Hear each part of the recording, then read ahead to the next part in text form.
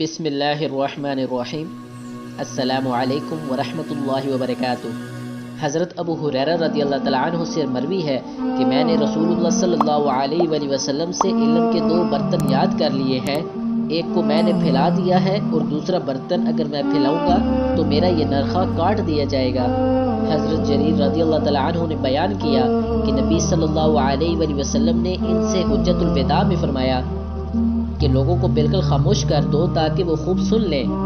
پھر فرمایا، لوگوں میرے بعد پھر کافر مت بن جانا کہ ایک دوسرے کی گردن مارنے لگو۔ حضرت ابی ابن کعب رضی اللہ تعالیٰ عنہ نے رسول اللہ صلی اللہ علیہ وآلہ وسلم سے نقل کیا ہے کہ ایک روز موسیٰ علیہ السلام نے کھڑے ہو کر بنی اسرائیل میں خطبہ دیا تو آپ سے پوچھا گیا کہ لوگوں میں سب سے زیادہ صاحب علم کون ہے؟ انہوں نے فرمایا کہ میں ہوں۔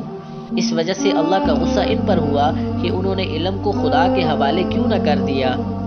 تب اللہ نے ان کی طرف وحی بھیجی کہ میرے بندوں میں سے ایک بندہ دریاؤں کے سنگم پر ہے جہاں فارس اور روم کے سمندر ملتے ہیں، وہ تجھ سے زیادہ عالم ہے۔ موسیٰ علیہ السلام نے کہا کہ اے پروردگار، میری ان سے ملاقات کیسے ہو؟ تب ہوا کہ ایک مچھلی زمین میں رکھ لو، پھر جہاں تم اس مچھلی کو گم کر دو گے تو بندہ تمہیں وہی ملے گا۔ تب موسیٰ علیہ السلام چلے اور ساتھ اپنے خادم کو لے لیا اور انہوں نے زمین میں مچھلی رکھ لی۔ جب ایک پتھر کے پاس پہنچے، دونوں اپنے سر اس پر رکھ کر سو گئے اور مچھلی زمین سے نکل کر دریا میں اپنی راہ بناتی چلی گئی، اور یہ بات موسیٰ علیہ السلام کے ساتھی کے لیے بے حد تعجب کی تھی۔ پھر دونوں باقی رات اور دن میں جتنا وقت باقی تھا چلتے رہے۔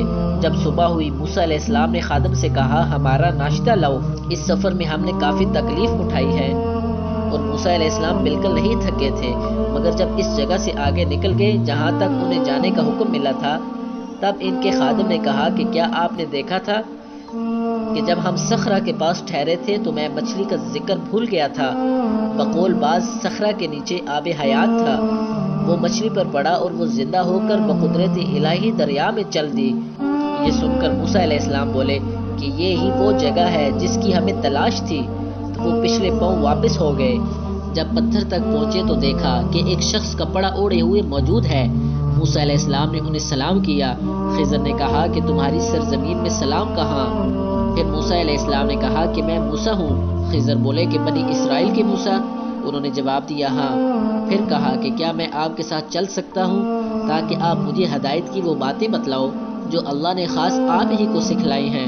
خضر علیہ السلام بولے کہ تم میرے ساتھ صبر نہیں کر سکو گے۔ اے موسیٰ، مجھے اللہ نے ایسا علم دیا ہے جسے تم نہیں جانتے، اور تم کو جو علم دیا ہے اسے میں نہیں جانتا۔ اس پر موسیٰ علیہ السلام نے کہا کہ خدا نے چاہا تو آپ مجھے صابر پاؤ گے اور میں کسی بات میں آپ کی نافرمانی نہیں کروں گا۔ پھر دونوں دریا کے کنارے کنارے پیدل چلے۔ ان کے پاس کوئی کشتی نہ تھی کہ ایک کشتی ان کے سامنے سے گزری، تو کشتی والوں سے انہوں نے کہا کہ ہمیں بٹھا لو۔ خضر علیہ السلام کو انہوں نے پہچان لیا اور بغیر کرایہ کے سوار کر لیا۔ اتنے میں ایک چڑیا آئی اور کشتی کے کنارے پر بیٹھ گئی۔ پھر سمندر میں سے اس نے 1 یا 2 چونچیں ماری۔ اسے دیکھ کر خضر علیہ السلام بولے کہ اے موسیٰ، میرے اور تمہارے علم نے اللہ کے علم میں سے اتنا ہی کم کیا ہوگا جتنا اس چڑیا نے سمندر کے پانی سے۔ پھر خضر علیہ السلام نے کشتی کے تختوں میں ایک تختہ نکال ڈالا۔ موسیٰ علیہ السلام نے کہا کہ ان لوگوں نے تو ہمیں کرایہ لیے بغیر مفت میں سوار کیا، اور آپ نے ان کی کشتی کی لکڑی اکھاڑ ڈالی تاکہ یہ ڈوب جائے۔ خضر علیہ السلام بولے کہ کیا میں نے نہیں کہا تھا کہ تم میرے ساتھ صبر نہیں کر سکو گے؟ اس پر موسیٰ علیہ السلام نے جواب دیا کہ میری بھول پر میری گرفت نہ کرو۔ موسیٰ علیہ السلام نے بھول کر یہ پہلا اعتراض کیا تھا۔ پھر دونوں چلے۔ کشتی سے اتر کر ایک لڑکا بچوں کے ساتھ کھیل رہا تھا۔ خضر علیہ السلام نے اوپر سے اس کا سر پکڑ کر ہاتھ سے اسے الگ کر دیا۔ موسیٰ علیہ السلام بول پڑے کہ آپ نے ایک بے گناہ بچے کو بغیر کسی جانی حق کے مار ڈالا، غضب ہو گیا۔ خضر علیہ السلام بولے کہ میں نے تم سے نہیں کہا تھا کہ صبر نہیں کر سکو گے؟ پھر دونوں چلتے رہے حتیٰ کہ ایک گاؤں والوں کے پاس آئے۔ ان سے کھانا لینا چاہا، انہوں نے کھانا کھلانے سے انکار کر دیا۔ انہوں نے وہیں دیکھا کہ ایک دیوار اسی گاؤں میں گرنے کے قریب ہے۔